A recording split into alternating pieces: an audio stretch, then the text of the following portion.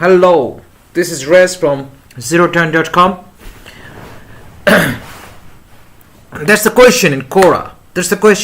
Is why is Lebron James so underrated and hated? You can see here almost like 21 answers. Okay, I don't know what is this. Okay, 21 answers of this. We found a lot of answers here. So I'm just reading some of the answers here. Marcos Abramovich, BSc from University of Waterloo.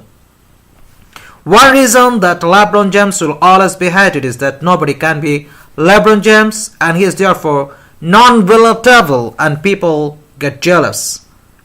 Let me explain what I mean by that. You can be Steph Curry. Steph Curry is 6 feet 3 inch, which is rather tall, but not so tall that his height is very rare. He is not incredibly athletic. He is athletic, but he is athletic to the point that you can work your way up to his athleticism with enough training. He is not a physical specimen that cannot be achieved. Steph Curry is great because of his incredible shooting skills, which you could theoretically achieve by practicing shooting enough. Perhaps you'll need to practice several times more than Steph. He put in a bracket. It is fair to assume that Steph has genetics to help his great shooting, but with enough practice you could shoot like Steph Curry. You can dribble like Steph Curry. Steph's handle is achieved mostly through hours of practice, which you could too. In fact, a little kid imitated Steph's pre-game ball handling routine. In essence, it would be very difficult, and almost nobody would put themselves through it. But you could become like Steph Curry, and in fact, that Steph struggled immensely growing up and wasn't seen for his potential. And people will like him because they feel like they can be like him. An undiscovered talent that made his way to be the best through hard work. You like to see him succeed because you feel that he could be the one succeeding. You cannot be LeBron James. LeBron James is a 6'9" and 250-pound bulldozer, was ridiculously gifted athletically. He is agile and coordinated, which is nearly unheard of for a person of his size. He is simply a ridiculously gifted athlete, even if he didn't train the way he did. He has an innate feel for the game, and he is very smart. When LeBron was entering the league, it was thought that he could be the next Michael. Lots of people have emotional attachment to Michael Jordan and didn't want to see him replaced. It just feels so natural for many people to hate LeBron James. He is the guy who everyone always thought would be the best, therefore, like when he misses a shot. It also probably does not help LeBron that he thus far has failed to live up to his expectations, which make him appear cocky. This explains why he is hated. A combination of jealousy and not living up to expectations. Throw in that he was playing for a non-popular team and then betrayed his organization and hometown to play with his friend, and you will piss off a ton of people for not being loyal. Then throw in that betrayed the team you went, and you will piss off when the fans that will have liked you since you left their team. As for why LeBron is underrated, I think he's underrated because people hate him. If you don't like somebody, you will downplay their accomplishments and highlight their shortcomings. LeBron definitely has shortcomings for people to criticize. I'm a big fan of LeBron and I want the Cavs to win the championship this year, but even I realize that he could have more championships. As one of the best players in the world and the amount of final appearances he has, he should have more than 2 championships. I think the amount of finals he has reached is quite impressive, and I think should be more valued than it is. But in the NBA championships are the golden measure. Chris Paul is criticized for his lack of reaching a finals. Steve Nash is criticized for not winning a championship. So is Carmelo. So is John Stockton. So is every great player who did not win in your enough championships. Lebron is criticized when he doesn't perform because he's not performing the way that he should. He's the best basketball player on the planet and he is not playing like he is. He deserves the criticism for this. Okay, I'm going to the next answer. This is Matthew Everly. He is writing because the talking heads in media have promoted him in a way that has convinced fans and themselves that whenever James succeeds, it's to his credit, but whenever he fails, it is the fault of his teammates. And the type of narcissism pisses people off. It's as if they expect him to fail, so the media narrative is created specifically to insulate Lebron from failure, so that whenever he does succeed, we are supposed to act like it more than what it really is. This is far more annoying when we are supposed to act like he is the next coming of Michael Jordan. Only better, because he is 6 feet 8 inches and 260 pounds of point forward black muscle. Oh look! LeBron hit a game-winning shot. Jordan couldn't do that. Oh look! LeBron won the title. Jordan couldn't do that. Oh look! LeBron beat the Warriors. Jordan couldn't have done that. Oh look!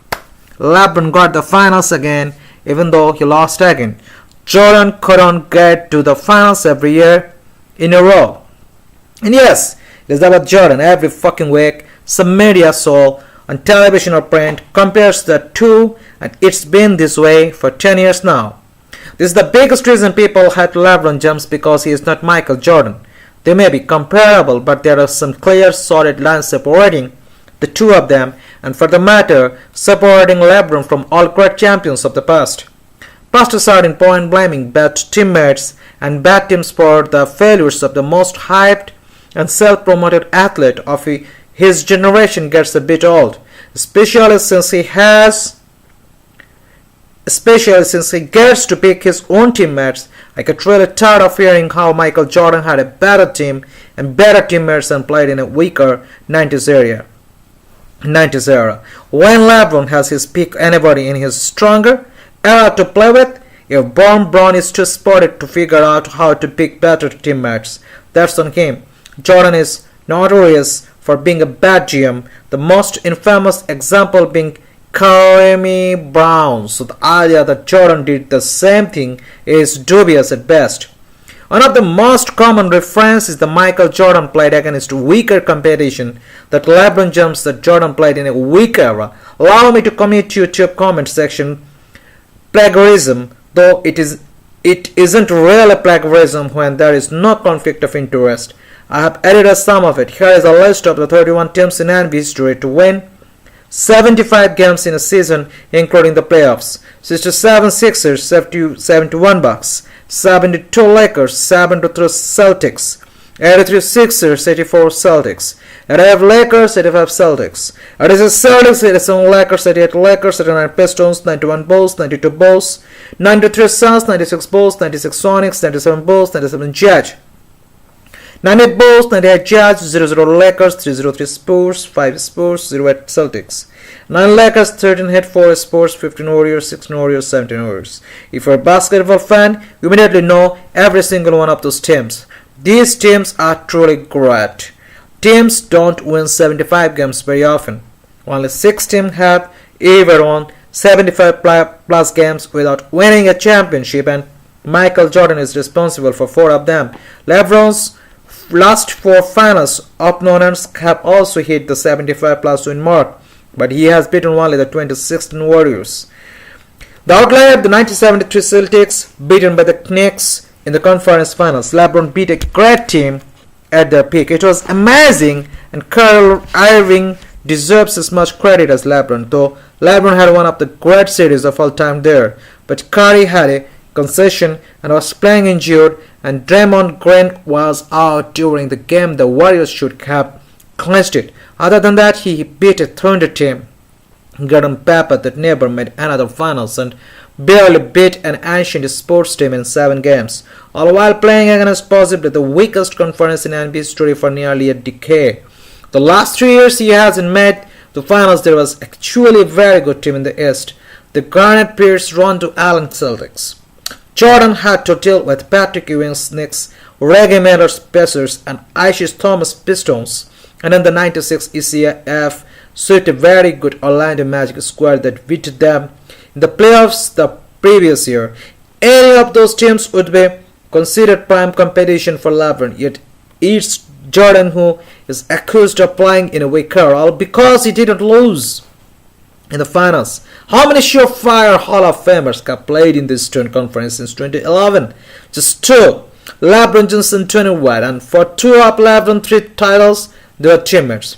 If you are going to call yourself the king, the chosen one, and interrupt an NBA Finals news cycle where you are getting your ass handed to you just to announce that you are in fact the best player in the world, you'd better fucking succeed if you are going to hold up the NBA free agency process, wasting the time of half the league's team, because the moves they made depend on the power balance of the league, just to create a elevation, a spectacle comparable to the NFL draft of the year of where your talents are being taken. You'd better fucking succeed if you are willing to create super teams just to win the titles you think you are entitled to by virtue of being the chosen one. You'd better fucking succeed, and you'd better not have glaring holes in your record. More than that, you are going to fail like a man. This is the key issue here. Why so many people genuinely dislike him. Remember, when James succeeds, it's all because of him, but when he fails, not his fault. As long as he puts up an impressive stat sheet, because greatness is all of us statistics, right? It's okay if LeBron doesn't make him teammates better, so long as his teammates make him better. This is LeBron's world. They're just living in it. LeBron James had some spectacular meltdowns in the playoffs, but because basketball is a team sport, we forget about this and only remember the fabled 2011 NBA Finals, where his super team, the 2011 Miami Heat, lost to a Dallas squad led by a guy who had the soft and choker level attached to him from the beginning, Dirk Nowitzki.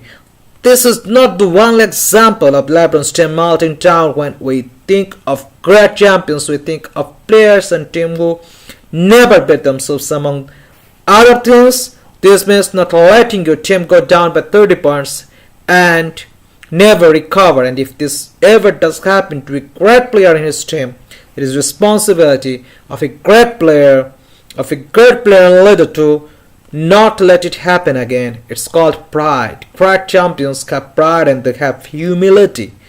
LeBron, however, has no shame. Like in the game I'm watching right now, isiah won against the Celtics. Never mind that his team was down 61-35 at the half, with James only scoring 7 points for the half against a team missing its 2 best players for the playoffs. He drove into the lane, missed a shot, didn't get the call, and was complaining to the refs while the Celtics dropped the ball off the court. 5-4. Sixers scored quickly. James never got back on defense. Spent the whole time complaining to the referee. Amazing, just amazing. The worst part about all this is that James has an entire fleet of fanboys and enthusiastic head boobers who will prattle on endlessly about how great the guy is and how he is the stupendous athlete who is more athletic than God because he is 6'8" and 26 pounds of muscle. And for writing this answer, I'll be called a hater because the modern athlete is so big, fast and strong that proves my post to be incorrect. I saw Jordan play. He really is the damn good. Witnessing Jordan makes me not appreciate LeBron why his fans and the media expect me to. And that children is why LeBron is kited. It's truly a very big answer. I become tired of this. See you in the next part of this video. Take care. Bye.